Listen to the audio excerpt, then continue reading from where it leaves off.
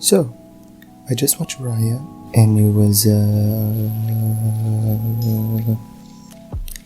I mostly wanted to watch it because I got this Lindsay Ellis interview on my recommended feed, and apparently this movie was the big reason for her cancellation, whatever. The basic gist of what happened was she tweeted that Raya and Avatar The Last Airbender were very similar. Then she was called a racist because comparing these two pieces of media would be a disservice to the Asian writers who worked for Raya. By the way, there were like 2 out of the 8 credited writers who were actually Asian. Anyway, and then I took a long nap because I needed to process how fucking stupid the whole situation was. And then I looked at myself in the mirror and realized, hey, I'm Asian. My opinion matters here, even if it's stupid. And here we are. I like watching and consuming Disney-related content, but you will absolutely never catch me making any sort of statement defending the company in any of its productions.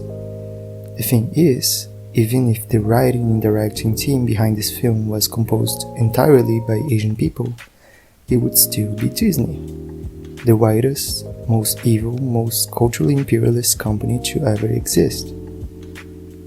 But I do recognize the discussion to be had here, and I found a nice quote to kind of illustrate the issue at hand. Author Rebecca Kwong says, I think that Asian doesn't really make a lot of sense, either as a literary category or as an identity category. Obviously, there are a lot of different things that fall under the subcategory of Asian, including East Asian, including South Asians, Southeast Asian, Pacific Islander, for example. So when we call works just blanket Asian, that belies an entire world of difference. So, who knows, maybe the Twitter mob did have a point in criticizing Lindsay. Maybe she did make a mistake in putting these 2 seemingly unrelated productions in the Asian-inspired fantasy box. So, I watched the movie, and I can confidently say, without a shadow of a doubt, that Raya is, beat by beat, a complete ripoff of Avatar The Last Airbender. And it is worse in every possible way. Let's go over a few points. Number 1, the world building. So, the movie begins with some general exposition, and that already rings some familiar bells. Well, that all began 500 years ago. Kumandra. When our land was whole and we lived harmoniously alongside dragons. It was paradise. But then The Fire Nation attacked. Droon came and turned everyone they touched into stone. The dragons fought for us the best they could. But it wasn't enough. When the mighty Sisudatu, the last dragon, concentrated all her magic into a gem and blasted the Droon away. All that was left of Sisu was her gem. It's people being people. They all fought to possess the last remnant of dragon magic. The Fire Nation attacked. So, the concept of nations that were once united and lived in harmony are now at war with each other due to reasons isn't the most uncommon trope in young adult fantasy in general. But in the context of mainstream kids-oriented media, the similarities become pretty jarring, especially considering how absurdly popular Avatar was and still is to this day, and its release wasn't even that long ago. A lot of the general aesthetic of Raya is based around Southeast Asian culture, but the truth is that the visuals are pretty boring. It's just vague and generic enough that it doesn't particularly stand out from any other media based around any Asian culture. Each nation has their own characteristics and distinct design, but unlike in Avatar, we don't spend nearly as much time on each nation for us to actually absorb their vibe or care about them. Besides all that, it became clear pretty quickly that the dragons here also kind of served the role of the Avatar. They were the ones who kept humans in check. They sacrificed themselves and disappeared for many years, and their disappearance meant discord, conflict, and war between each nation. That is, until the day Katara, or Raya, finds Sisu, the last dragon.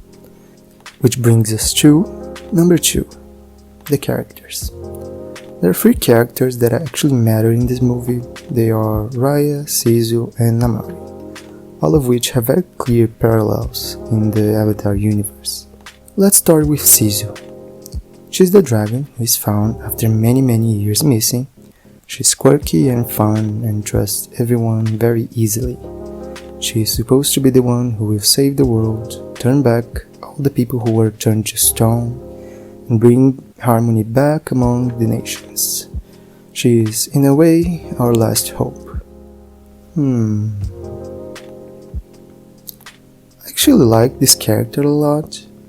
I think Awkwafina does a good job at voicing her, despite being Awkwafina. Follow the queen, live your dream, but don't sleep. Don't sleep, because she might disappear, saw that? And she's fun and silly without getting to the point of annoying. But she's Aang. Yeah, she's just Aang. She serves the same story purpose, she has the same personality. The only difference here is that the story is told through Katara's eyes, and not Aang's, which leads us to Katara, or Raya. She's strong and dependable and kind of a girl boss, but she has just the right amount of angst. She becomes distrustful of other people after being betrayed by Namaari, so she has to learn to forgive and trust people again, or whatever. This particular plot point makes her extremely similar to Katara, but we'll talk more about that later. One thing that is really funny is in the first few scenes of the movie, you see the younger version of Raya, and it's Korra. It's just Korra. She just looks exactly like her. Like, it wasn't subtle at all. And finally, Namaari. I think it was very clear that the writers for this movie were Zutara shippers.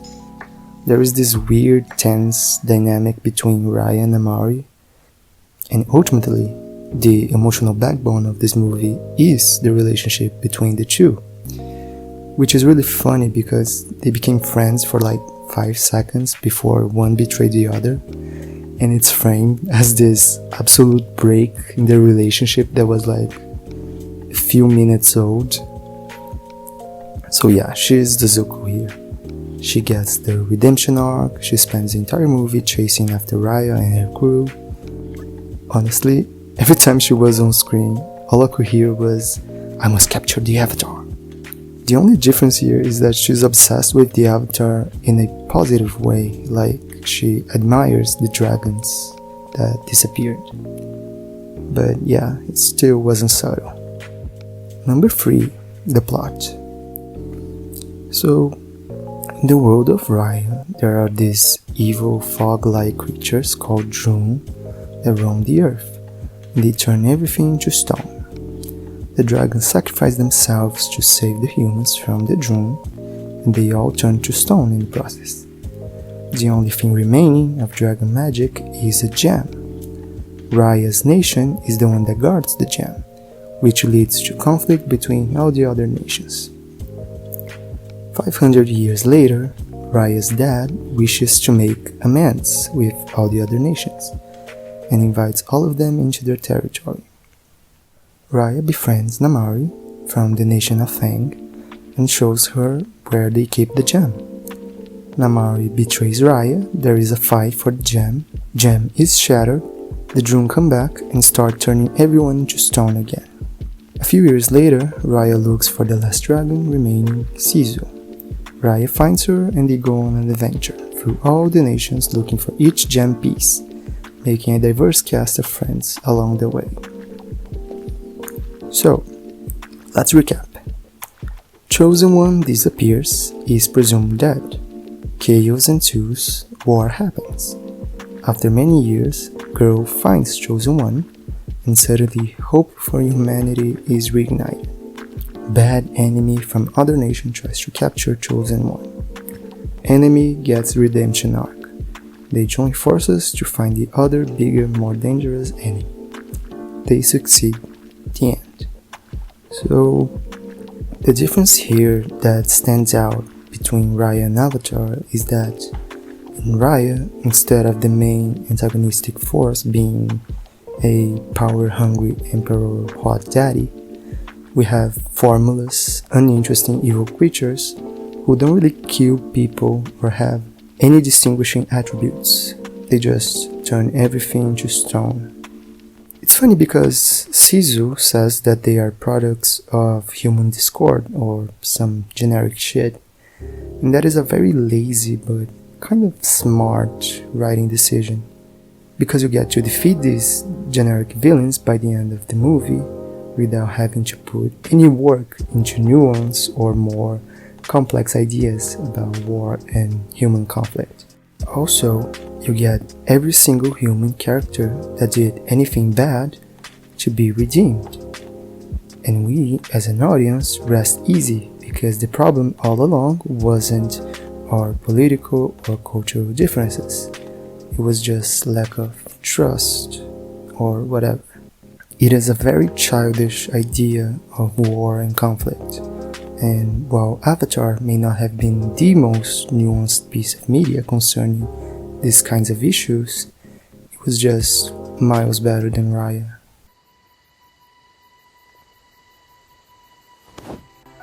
It's okay. They've hurt me too.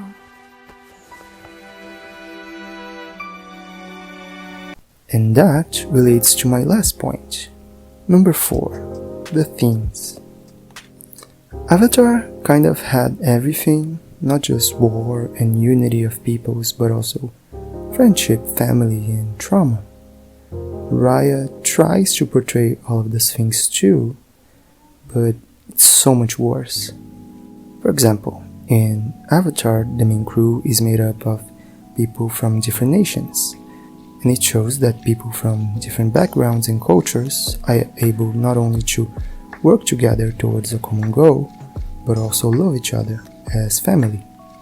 In Raya, we get the same thing, but we don't care nearly as much about the people who join the crew as we do in Avatar. Random people just keep showing up and joining Raya kind of out of nowhere. It's forced and bland, and God, I wish I was just watching Avatar instead. Back to our previous point about Raya and Katara. Raya and Amari's storyline is basically a redux of Katara and Zuko's storyline in Season 3. Katara trusted Zuko, Zuko betrayed Katara's trust, Zuko needs to regain that trust later by proving himself to her. They took this storyline and basically made it the emotional core of Raya. And the thing is, I might have been able to enjoy this particular plot point if it wasn't so derivative. Much like everything else in this movie, it was so unoriginal. I just couldn't bring myself to like it. In conclusion, in the beginning of this year, there was a surge of violent attacks and hate crimes against Asian people in the US. This was mostly a mix of xenophobia, anti-Chinese sentiment, the pandemic, and just the good old-fashioned white supremacy. If we're being generous here, we could just assume that the criticism against Lindsay was prompted by the fact that, at the time, we were all very sensitive regarding comments about Asians in general. But the thing is, this was a white creator making a comment about 2 pieces of media produced by mostly white people, and said creator was then dogpiled by, I assume, a bunch of white people on the internet. Even if her comment was out of line, which it wasn't, what would mindlessly attacking her do? Would that somehow stop the hate crimes from happening? would that contribute to the anti-racism movement somehow? Political issues must have political solutions. Attacking celebrities and influencers on social media is hardly ever a political tactic. It's just celebrity culture and stan culture and other stupid, unimportant shit. If you truly care about this kind of thing, then take a step back and analyze what is actually productive for the cause that you supposedly defend, and don't banalize serious issues for your own twisted agenda of canceling internet people.